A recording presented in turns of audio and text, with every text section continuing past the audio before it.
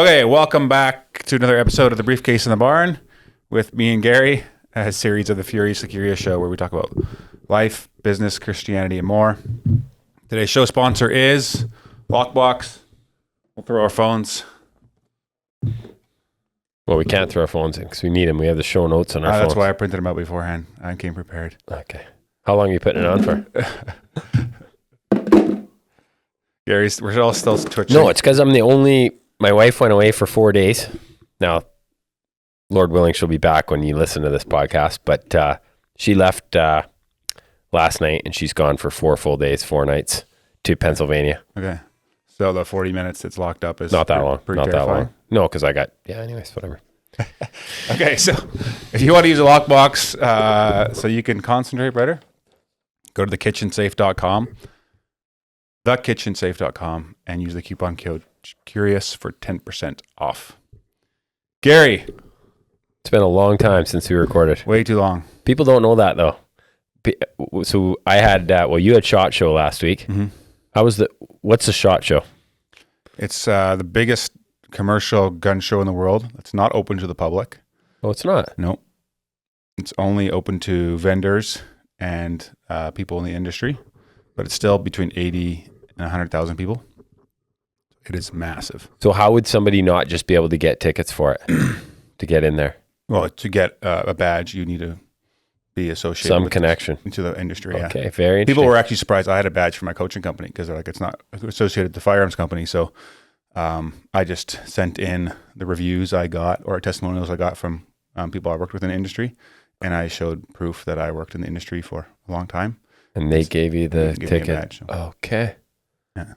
So there are people, and it's the company that runs the SHOT Show that decides who gets the badge then? So other people you are obviously applying, and some would get rejected and some... Yeah. Okay, very interesting. And they've clamped down on it over the years too. Like sometimes it gets too busy and like they see companies are giving them out to their friend and this and that, and then they clamp down on it a bunch. But yeah, but it's it's cool to be there because I know a lot of people in the industry from my time at MDT. Mm-hmm.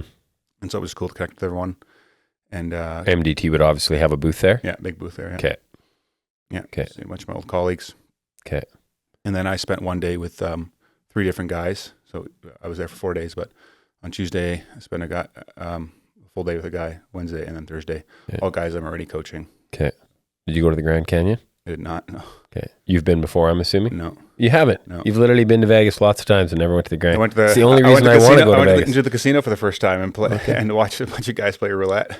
Okay. Thought of you, actually. I was like, I don't fit in here, but Gary probably would. Not a roulette guy, but...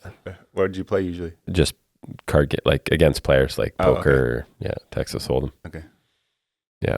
I mean, the house always wins is a saying for a reason. Like, yeah, I mean, that place is insane. I'm like, fact. just walking around there and seeing how expensive everything looks. I'm like, someone's paying for this. Yeah. It's crazy how much money gets spent on gambling. So, yeah, we haven't recorded for 3 weeks. Yeah. Speaking of gambling, I read yesterday that in USA last year, 2024, I think it was 34 billion people spent buying lottery tickets. Yeah, more than all the other sports combined. It was a crazy stat. It's amazing how much people spend. And it's a tax on the poor. It's a tax on the poor, yeah. Because the poor people usually buy them. Yeah. That's the sad part. Yeah.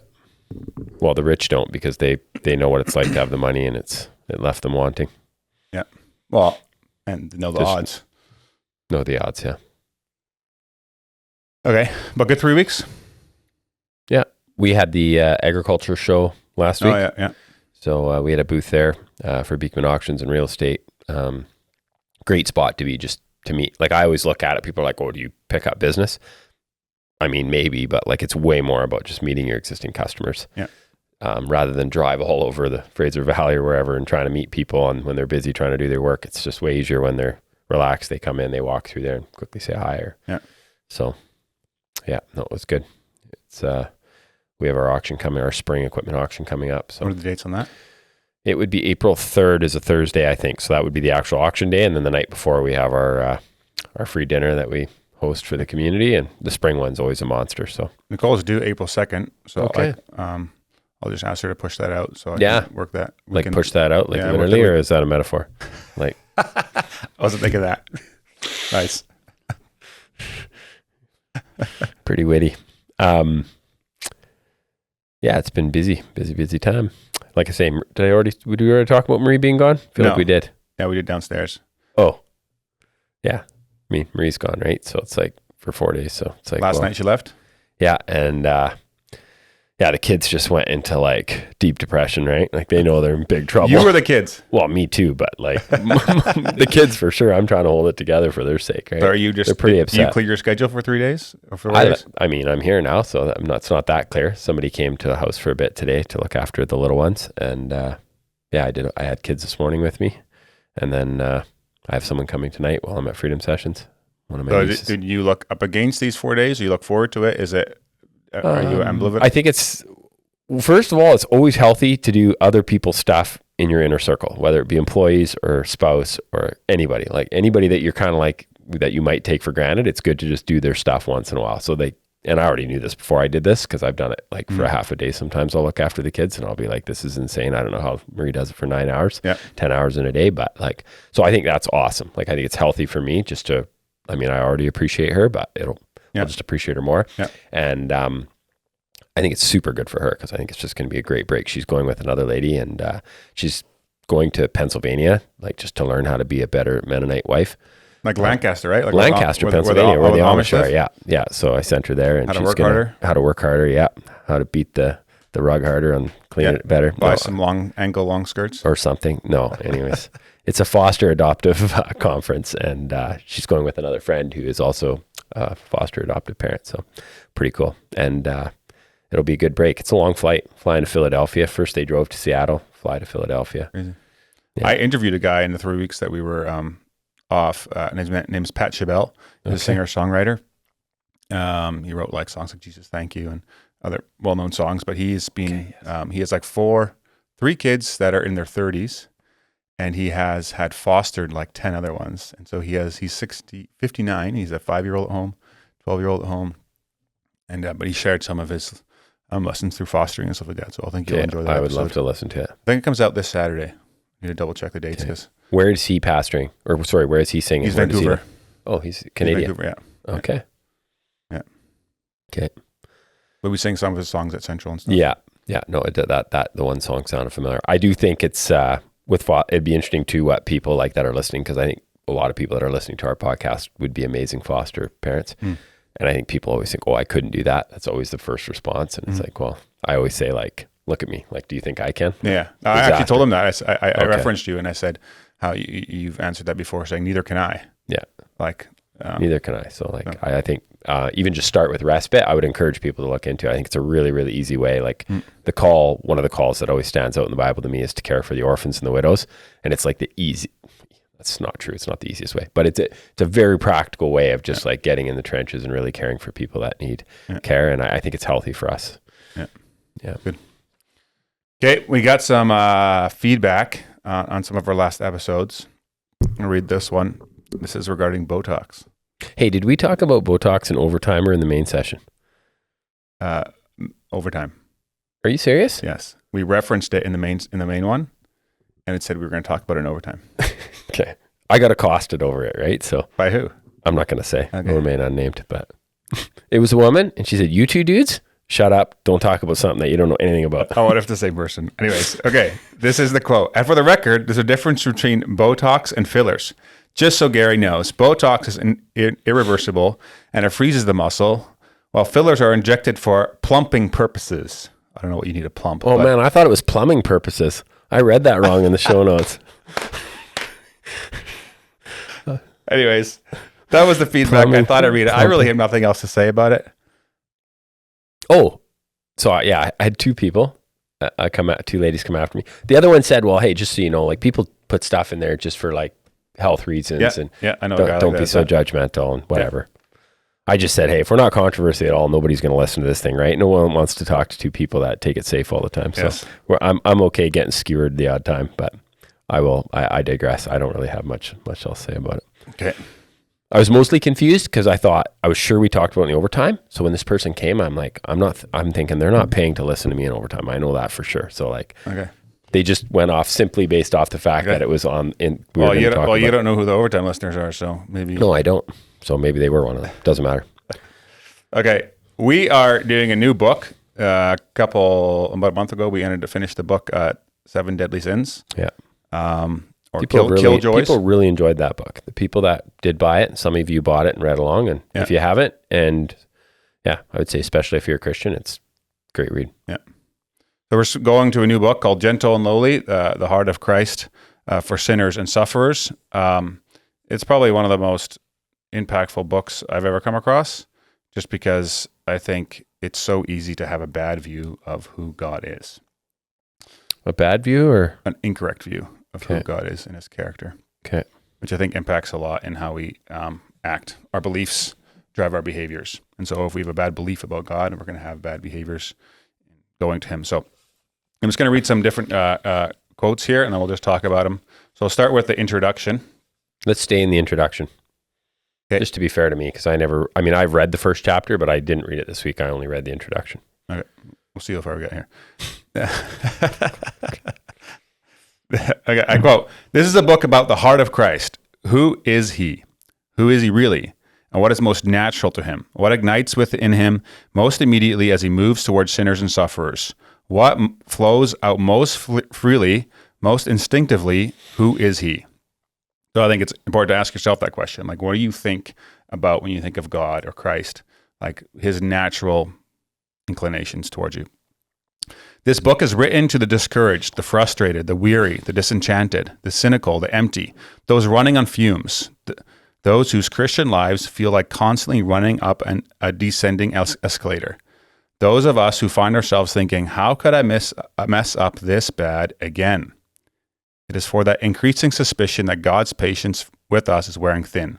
For those who know God loves us but suspect we have deeply disappointed him, who have told others of the love of Christ, yet wonder if, as for us, he harbors mild resentment, who wonder if we have shipwrecked our lives beyond what can be repaired, who are convinced we're permanently diminished our usefulness to the Lord, who have swept off our feet by perplexing pain and are wondering how we can keep living under such numbing darkness, who look at our lives and know how to interpret the data only by concluding that God is fundamentally parsimonious, which means like frugal or cheap.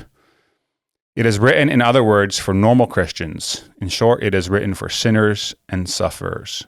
How does Jesus feel about them? Yeah, that is what this book is about. I love that. I thought it was very interesting. If you go back to the very beginning of that quote, it was kind of, This book is written for the discouraged, the frustrated, the weary, the disenchanted, the cynical, the empty, those running on fumes. Yeah, so that part really stood out to me. And after that, he talks about those Christians, or however he labels that, but it would really speak to the non-Christians too, because they would feel like that as well. I thought it was interesting in that just come up a lot in the last few weeks about how people do good works or people do good things, and even non-Christians, like people that are not Christians, obviously do a lot of great things. Sometimes I would argue live way better lives than a lot of people that are believers. And I think that's where in our culture we get a bit screwed up, where we're like, we just equate the good works with the Christian life, which of course should be a result of that, but it's so deceiving in the sense of we become, I don't want to say Catholic, but we become it's very dangerous where it does become a thing where we're judging outward things. And I think I think good works is usually on like a deed you do, but not a character trait. And the fruits of the Spirit, the fruits of being a Christian, is your character. Your character is gentle, lowly. Love, joy, peace, patience, gentleness. Like it's your very much your character. And I think too much we associated the fruits of being a Christian with like, I don't know, are you allowed to do this or allowed to do that? Or ultimately, I guess I felt like it was a two-pronged kind of like conviction in that, where it was, hey, if you're a believer, you could still become very discouraged, thinking that you've screwed up again. And I always tell my kids that too, because we do a lot of like basic studying of kind of like, how to view God. And it's like, no, God, we need to run to him when we're in our darkest. And like the Psalms talk about that, right? When David is and all the people are messing up in Scripture, it shows them turning to God and crying out to him. Well, that's not our natural tendency. Like our natural tendency is to hide. It's to do the Adam and Eve thing and hide, right? Yeah. So it's like, And then I think even on the other prong of that is, hey, if you're not a Christian and you feel discouraged and hopeless, it's like, hey, you are no amount of good stuff or money or all the things that all of us pursue, including Christians. But, I think people that don't know the Lord and don't have a relationship with God in any way, they're like, hey, they're just trying harder, right? And it's such a exhausting cycle, right? And I think that I think the book, because I've read quite a bit of it already in bits and pieces, I think he talks a lot about just not getting in that cycle and just resting and how gracious and loving God is. Yeah, so I think you do that by understanding who God actually is. Because if you have that's why they ask, if you have a bad view of God, that he's the bad guy in the sky looking at you, you're not going to go to him when you're discouraged. No. That's why I love Freedom Session, because I feel like that was the first time that I really had a pretty healthy view where somebody really taught holistically, right? Like I think you take any verse in Scripture and just put a label on, but it's like, hey, if you go through the Bible in its entirety, right? There's like, God hates sin. Yeah, he hates it all the time. He's angry all the time, but he's also loving and slow to anger, right? And compassionate. So. Yeah, I think what we just talked about is very much like basically the first chapter. So I'm still going to read some quotes. Don't read the first chapter. You got to wait for me. No, we're moving on. You can't do it to me. I don't even have the book with me. Okay. I will. I apologize. I will read the first chapter for next week. And for those of you that read the first chapter and didn't bother reading the introduction, you should always read the introduction. Yes. Or not. Yeah, I just read the first chapter like an hour ago again, so it's pretty fresh. You're pretty fired up. Pretty fresh. And I'm excited about it. It's so good. It's so good. But I'll wait. Okay, I want to talk about something else. I want to talk about self-sabotage. So I'll just share. So I was coaching a guy, and he was talking about this in his own life. And the next day, I sent him a text on where it shows up in my life. So I'll just read the text that I sent to him. So I said, I just caught myself in self-sabotage this afternoon, so I thought I would share. I've been done work since 4, got lots done today. Nicole and the boys came home from hockey and skating at around 4:10, and I greet them. Hockey I can go play at every week, but I always work instead. Kind of bugs me, but apparently not enough. Malika asks me to play hockey with him in the garage, and I avoid, and I say, in 20 minutes. Instead, I go smoke some weed. Yes, terrible crutch, I know that. The timer goes at 4:30, and I'm golfing in the backyard. Malika yells at me from inside and says, it's time to play hockey, but I avoid going inside.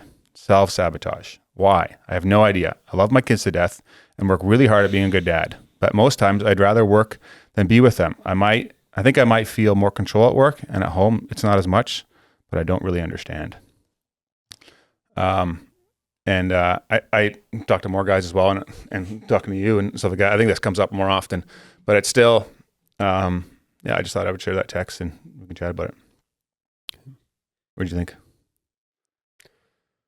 I can identify with that years ago. I don't really feel like I fall into that as much anymore. I think I catch myself pretty quick, but I could totally, in the past, it was always that would just spiral into like bad behavior, beating myself up. And I think that, I don't know, my experience has been that, and Bible talks about how like the battles are actually spiritual, and it's like, I feel like the devil, the minute, and that's where secret sin is super dangerous, right? If we have something that we're doing that nobody else knows about, just, other than God, just us, he'll use it. He'll beat us up with it. He'll keep us totally impotent, just totally powerless to do anything, right away. The minute we think, oh, we should do this or say this, oh, you can't do that, and he'll just remind us.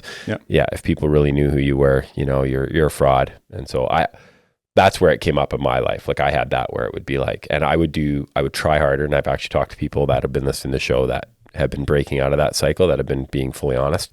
And it was exactly the same thing with them, where like finally when they were honest, it was like, okay, now they could find some freedom, right? But it's amazing how when we're in that state of kind of secret stuff, and then we just beat the crap out of ourselves, right? So I didn't really see this as secret stuff. This for me was just more that I was avoiding going to play with my kids. But why though? Or how would you call that self-sabotage? Well, because I don't need to go be working, but I choose just to avoid. Like I'm sabotaging my relationship with my kids, or like I'm not taking the time, the opportunity that I have, and instead I'm going to go work on something or do something that, at that time is not, I don't need to be doing that, but I still go do it anyway. I just avoid or try to escape. And often you can do that with your phone. I think that's where most phone's the biggest one. Yeah, go to. But I'm gonna just do it with my time, where like I'm. It's a fine line though, because sometimes you do just got to go work, and like the kids are just like in our house. It's perpetually you're being asked to be doing something with a kid. I mean, we have a lot of little kids, but it's about, I guess, just setting that time to actually do something with them, and I would struggle with that too. But you would have it that it's 5:30 or 6, whatever, like you've done supper, and you have an opportunity to go show a house, play with the kids, like go show the house. Like, what's your temptation? Like, phone would be the biggest distraction. That's why I've always known that if I left my phone, like you've talked about too, if it's even just sitting there on the counter, right? Like I'm periodically, TheKitchenSafe.com. Use the coupon code Curious. Get one of those. I just thought I would share that. Interesting. What else we got here? More farming dairy talk? ? Oh yeah, I had. Of course, I was at the egg show with the bale of hay there, talking to customers, some guys that listen to the show that are farmers, and they felt like there should be more farming content. And I said, "Have you looked at Kyle? Like, does he look like a farmer?" I remember. You talk about what you're passionate about. You do not care about farming. I remember I worked for Bob Matzik when I was in grade 12. So I biked to. So you have milked cows. Yeah. So I'd bike to, and I worked for Neil Stam. Those poor cows. As well. I had no patience. I would bike at 3:00 in the morning. I would bike all the way to Gibson Road and bought milk for Bob Matzik. I'd bike home, get home like 7, go to school. And then that summer after I graduated, I was working for him full time. And then when I quit, he's like, "Yeah, you didn't really seem like the farming type. You're not a cow guy." He's like, because he'd be like, "Can you wait for 5 or 10 minutes after you're done milking and see like who's in heat and stuff?" And like stand there for like a 1 minute, I'd be like, "I'm done." No, like, these cows, nothing's going on here. Nothing's going on. So yeah. I always think, I wonder if it's a trained thing with cows. Because some people are just cow people, like some farmers. Like I know most farmers pretty well, and you can kind of just even go to a dairy and see, like, hey, is there a cow person on this farm? What are the cows happy? Are they comfortable? How well are they being looked after? And it's like, but for me, I would say because I did not grow up on a farm. My dad never touched a tractor, or cow in his life.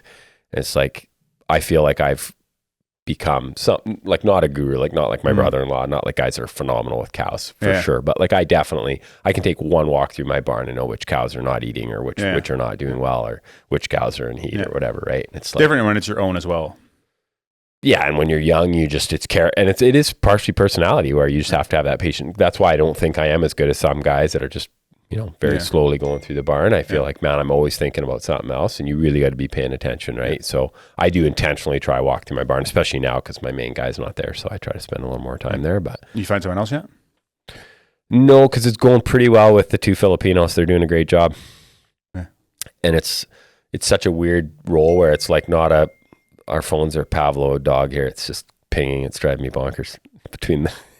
What Gary's saying is that our phone's in their lockbox right now, and they're vibrating and it's making it worse than if we were just had them on Do Not Disturb. Yeah, we should get them out of here. It's Kyle's. It's not mine. I put mine on Do Not Disturb, actually, now that I think about it. But I think that people that listen to the podcast, there's quite a few farmers that listen to it. So we'll have to start a farming segment, and you'll have to... I thought even the other day I was trying to... No segments, Gary. Free flowing, okay? I don't want to do segments. Talk about... Okay. Yeah, that's fair. That's fair.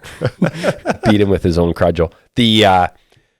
I thought even of doing, like, it wouldn't work on the podcast, but like I love talking about like supply management, partially because it gets like people riled capitalists up. It gets people riled up, and some people are just fascinated by it. Like it's a bizarre thing. Like even, sorry, go ahead. What were you gonna say? I totally forgot that I wanted to answer the question today. Like I went for a run a couple weeks ago, and I wore my Make Canada Great Again hat that I got made in New York City. Oh, so I was gonna see if we could answer today the question: if you were Prime Minister, how would you make Canada great again? But we'll do that next week. Okay.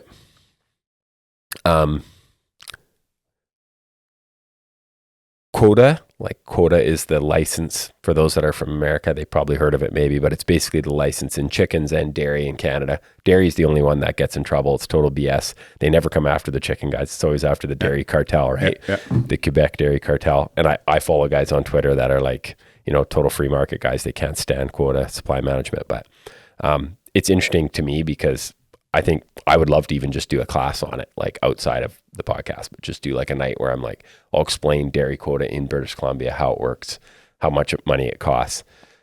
It'll get people riled up. I mean, there was somebody in the past that said, democracy is, the best of the worst systems of, politically, right? And I mean, quota is, I look at supply management a little bit like that, especially in our country. Like, I think the further in more populated areas, I think you have less of a, if it would have been free market from the existence of Canada's inception, what would be different? What would be different? There would be there's already way less farms all the time, but there would be very few dairy farms, very few. Okay.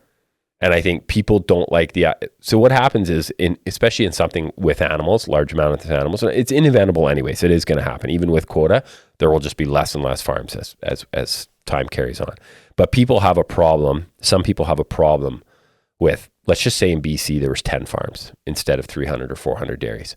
Like, first of all, if one of those farms has a barn fire and all the cows, that's a problem. Yeah. If one of them gets a sickness or a disease, that's a problem. So there's benefits of just having a few more. And I think the idea of corporate farming and how animals are cared for, people like the idea of family farms, right? And now, of course, as that changes, in Canada in particular, it's still very much the family farm. So if it wouldn't have been there from the beginning, you would have way less farms. Way less farms. And would the price of milk be different? No, it would not be. And that's the part where I'm a free market guy, but I will guarantee you, if we ever do away with quota, milk may initially drop a tiny bit, but it will not get any cheaper. Okay, so where is that money? I would almost argue it would go up. Then? Now? Yeah.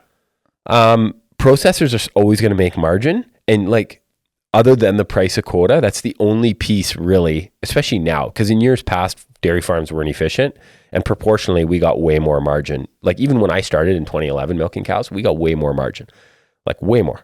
We're down probably 12, 13% gross margin at least from when I started. Oh, wow. That's a lot. That's a lot. That makes a huge difference. Makes a huge difference. It's way tougher farming now. And I don't think that's going to change. I think it's only going to get tighter, and people that are inefficient or people that are too over leveraged will get flushed out. That's just the way it's going to be.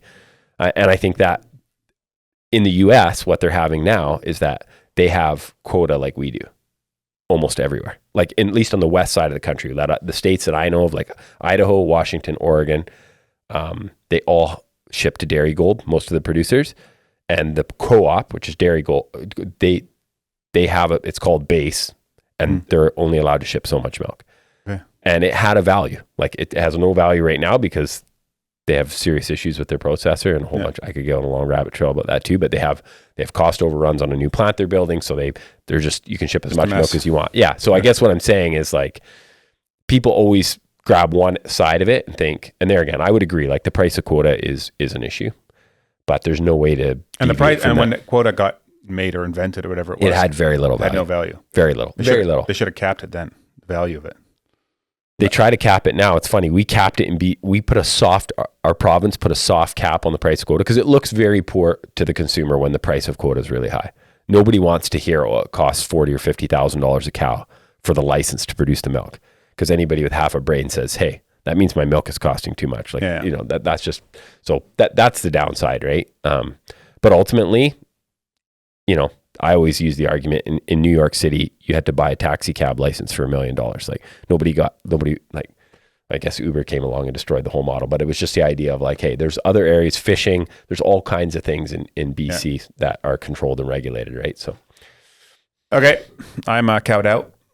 Too much farm talk. Just the tip of the iceberg, Kyle. We're going to start talking about the next segment. We'll talk about HPAIA. It's I think I said it wrong, but the bird flu. It's coming. Oh, okay. Have you heard about it in California, wiping cows out? No, I see avian bird flu and call birds on my notes here. Yes. Yeah, we'll talk about it next time. Overtime. Okay, we're going to react to 2 reels. Oh, we're still going. We'll react to 2 reels, and then we'll go to overtime. A lot of religious people who are highly dogmatic are the ones hiding their secret lives. People who don't want you to see them will choose churches that only talk about doctrine because it never talks about them. You never have to deal with you and your life and your heart. Some people go, why don't you speak on doctrine while they're having an affair or they're cheating in their business? Dogma is a great way to hide your brokenness.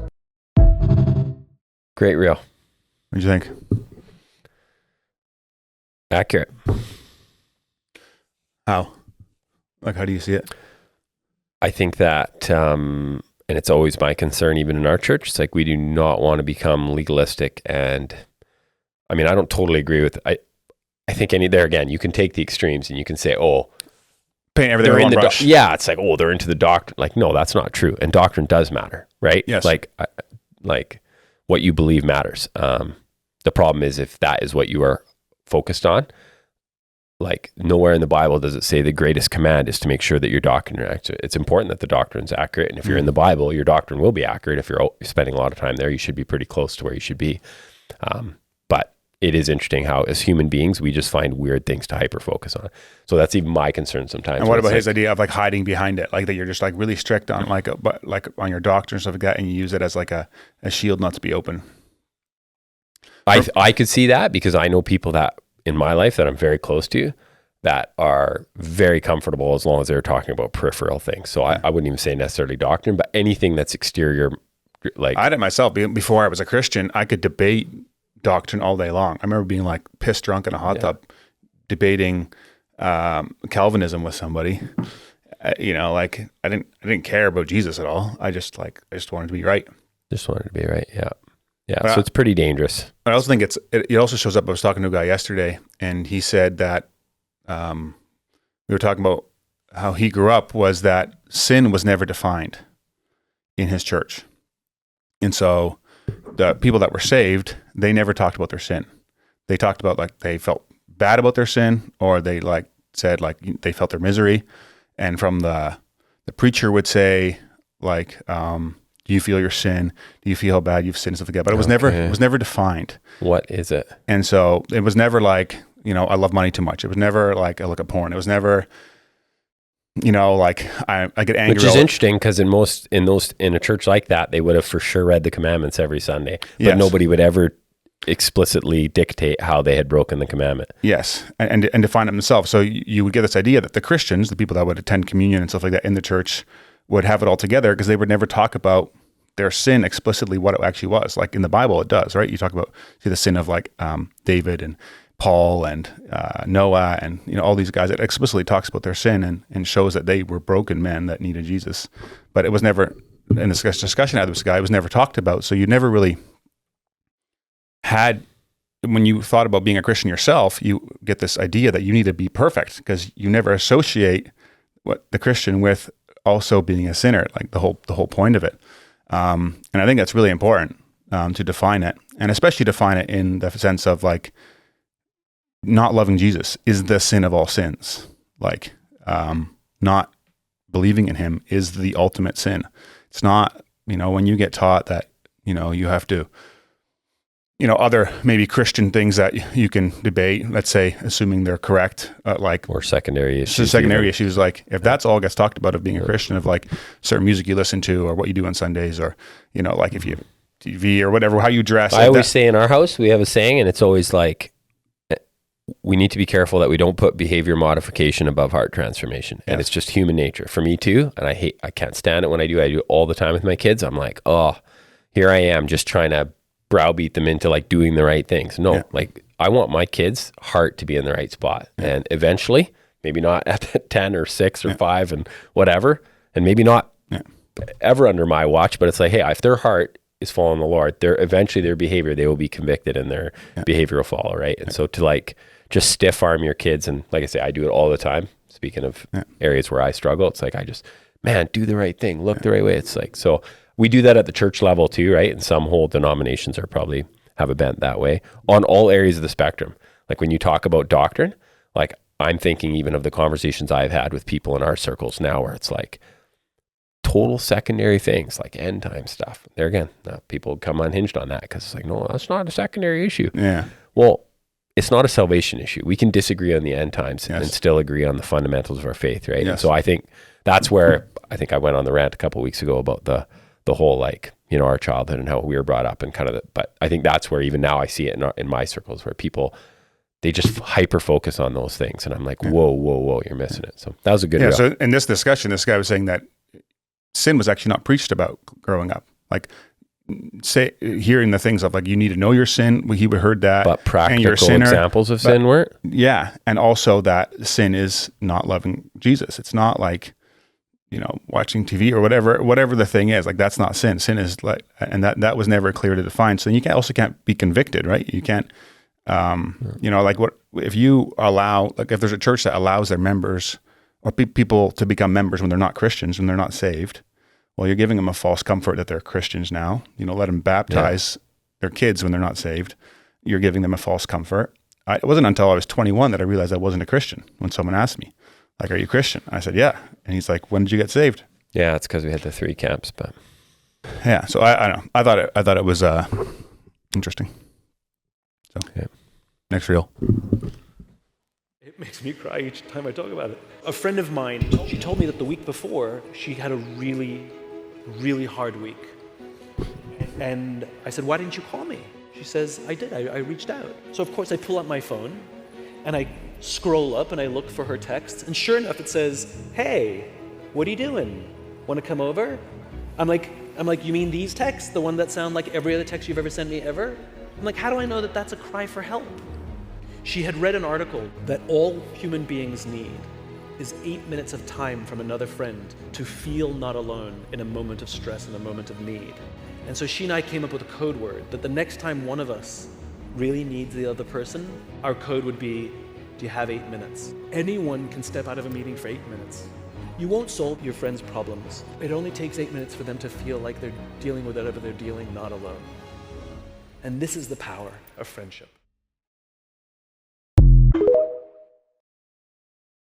TikTok. I thought they're banned. They got banned for like a day and then they're jumping them back on. What'd you think? I think it's really good. People just need to be heard and need connection. Like that's the biggest thing, not being alone. And it doesn't take a lot. Yesterday I went to the evening that Central put on for courageous evangelism. Okay. There's 3 different evenings that they're putting on, teaching on it. So I was gone last week, but I went to last night's. One of the things they were explaining was to ask questions and then to listen and to pause and to wait and to not be too quick to feel like you have to come up with the answer. Yeah, fill in the gap or whatever else like that. But just to listen, to hear someone out and help them feel heard. And so they're not alone. And how that's so crucial in evangelism. And they actually teach it in coaching as well, the skill of listening. I think it's not hard to do. Often people just need, to be heard out and to be prayed for or just encouraged. Yeah, unfortunately, if you're not doing well, you don't typically want to be the person that messages and says, "I'm not doing well," right? You think that you're bothering people so. When really, most people want to be helpful. Most people, if they think that they could actually encourage somebody, they'd be happy to take the time, right? So it's just, I still put the onus mostly on the people that are struggling, but unfortunately, when you're in that spot struggling, it's pretty hard to say, "Hey, I'm struggling." So, Any struggles on you the last 3 weeks? Any struggles? Yeah. You didn't call anybody?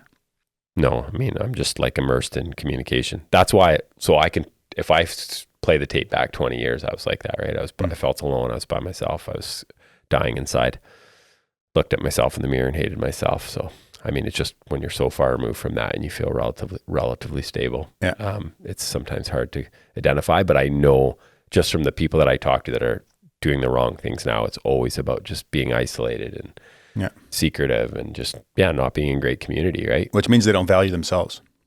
No, but you can't, that's a journey, right? Like you don't just all of a sudden one day decide to be like, "Oh, like I have this self-worth," right? No, of course not. I'm just saying that's a big issue, right? Like it's how you view yourself. It's interesting. I did my shield inventory this week for Freedom Session, which is writing how you've hurt others. Terrible exercise. It was very hard, even just writing it. I've written it out many times now, but for the first time though, there was 2 things I didn't put on there that I never put on there before. I put myself down. And how much I've hurt myself for the years by just being reckless and making bad choices, bad choices and stuff like that, which came down to not valuing myself, right? Like when you really value something, you take care for it. You care for it. Take good care for it. If you really value your kids, you'll take care of them. You'll spend time with them. It's or yourself. And so I that's how I knew I didn't care for myself when I was younger, because I drank 6 cans of Coke and smoked 2 packs of cigarettes a day. That's about all I had for probably a good 5 years. So it's a picture of health. It reminded me, I was working with a guy and he showed me he had a whole bunch of machines, CNC machines, and he was showing me the water filters that he had for the water going to these machines. So everything was just perfect. And I was thinking about it later about like the stuff that we drink and eat and do to our bodies, and our bodies are machines, and like expect them to run on like good fuel. It's amazing how much abuse the body can take. That's even for me. I go downtown and you see the people like just pounding back the fentanyl and living on like slushies and like literally no nutrition, and still it's bizarre the abuse that the human body can take. Going to do 1,000 kilometers in a year, 1,000 kilometers in a year. Okay. So I've been running a whole bunch, and don't you find it hard on your knees? It's hard on everything. Like I can barely walk. I'm lower back. I'm trying to do stretches all the time. And like I'm hoping my body keeps going. Okay. Anyways, feels like it's been a long podcast. Yeah, it's a little longer than usual, but that's fine. Okay. Thanks for listening, guys. Appreciate it. If you want to watch Overtime, which we're going to do now, go to patreon.com/Furiously Curious. It's $5. Help support the show. My goal is to get 2,500 people this year signed up for that, which would be $10,000 a month coming in, and then I could get a full team of people producing more content, doing more shows, doing a show every week, maybe some other shows. So that's kind of my dream. Maybe it's a pipe dream. Gary thinks I'm crazy, but that's what I want.